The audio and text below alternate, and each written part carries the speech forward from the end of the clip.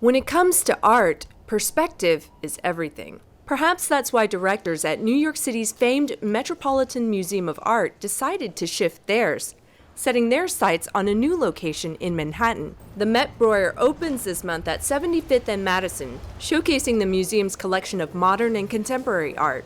If the building looks familiar, it's because it used to be the Whitney Museum of American Art. Met Breuer curators won't be straying far from the building's contemporary leanings, but they're putting their own perspective on things, and it promises to be historic. So the Metkin is known for its deep and historic holdings, and to position modern and contemporary within that longer context is something quite unique.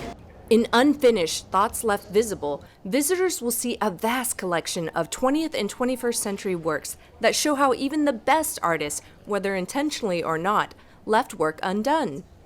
Turns out, whether it's a Picasso or a Warhol, one universal theme emerges, an idea that has stood the test of time.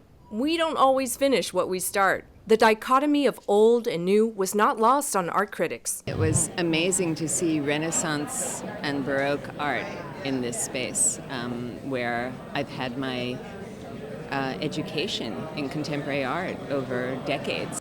And perhaps Unfinished is a fitting title for the Met Breuer's own efforts to start anew, in a space that's markedly different in both look and feel from the original Metropolitan Museum.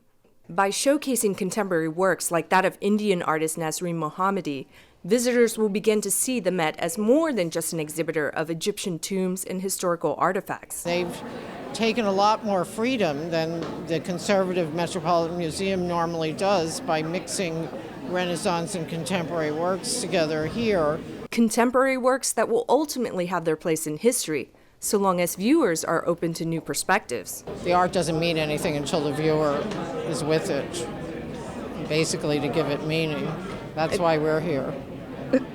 To create a context for the old Whitney, now Met Breuer.